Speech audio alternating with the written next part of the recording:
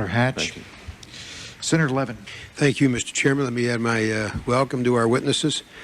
Let me ask both of you, in August of 1998, in the aftermath of the East African embassy bombings, the United States launched cruise missiles at al-Qaeda targets in Afghanistan. Is it your understanding that bin Laden was an intended target of that attack? Let me start with you, Mr. Wolfowitz. I don't know what the intentions were at that time, Senator. I've read that he was, but that it was considered a valuable target, whether or not he was there. I agree. All right. Were we not, in any event, after that attack, in effect, at war with bin Laden and al-Qaeda at that point 3 years ago? I would say, Senator Levin, that we were probably at war with al-Qaeda in February of that year when bin Laden issued his famous fatwa declaring war on us, in effect, or possibly earlier. One of the basic problems we have here is we're not dealing with a traditional enemy where there's a clear transition from being at war or being at peace to being at war. But surely that fatwa was something that was pretty chilling. Let me ask you about intelligence reporting from the FBI that you've received, and as to whether or not the reporting from the FBI on threat of foreign terrorism has changed since September 11th. Mr. Armitage, why don't I start with you? Yes, Senator.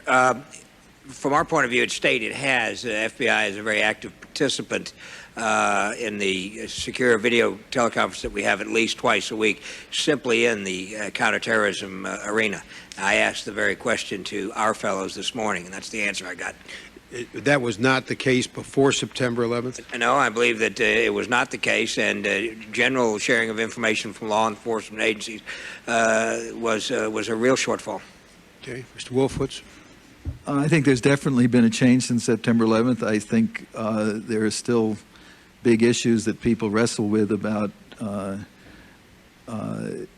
civil liberties considerations involved in sharing information that may be directly related to a prosecution. And I think there are concerns that the FBI has, like every other agency, that if they share their information with someone else, it may get compromised. So there are still issues there, and there's no magic solution, but there's definitely a change since September 11th. And be specific. What changes have occurred since September 11th?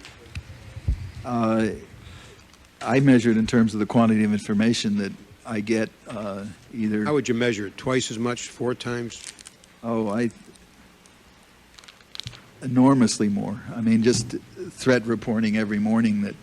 and by the way, it isn't always clear when something has come from the FBI or from another intelligence source, but I'm making guesses that a lot of this is coming from FBI investigations. And you're looking at the quantity of reporting every morning on threats? Basically, yes. And was that reporting available every morning prior to 9/11, but there wasn't as much each morning, or it was sporadic as to whether it was every morning or not? I think it's two things. I don't think there was nearly as much. I mean, remember, all these people that the FBI has detained and interrogated around the world, including in this country, have produced a huge volume of information we didn't have before. But I also think there's a much greater willingness to share what they have. Can you, yesterday the Joint Inquiry staff reported that a closely held intelligence report was prepared in August of 2001 for senior government officials, and that it included information that bin Laden had wanted to conduct attacks in the United States since 1997, as well as information acquired in May of 2001 that indicated that a group of bin Laden supporters was planning attacks in the United States with explosives. Can you tell me who within the administration received that report and what action was taken in response, if any, to the warnings in response to that specific intelligence report of August 2001 for senior government officials? Mr. Armitage, let me start with you. I recall that general topic in the SEAB, the Senior Executive Intelligence Brief. I can't tell you who got it. I know I got that one, I think a day or two after. Some other people saw it, but I saw that, and it talked about a hijacking possibility. Thank you. And Mr. Wolfowitz?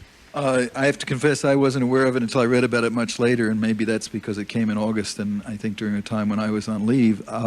I think we were generally aware of the fact that al-Qaeda attacks could take place in the United States as well as abroad, and put a lot of emphasis on heightened force protection levels. In July of last year, when we got an exceptionally large volume of threat reporting, we went on a worldwide alert, including at our facilities here in the United States. Would you for the record, let these committees know who in the Defense Department then, if any, received that August 2001 intelligence report that I've referred to? I will try to check for the record, yes, sir. Thank you. Thank you, Mr. Chairman.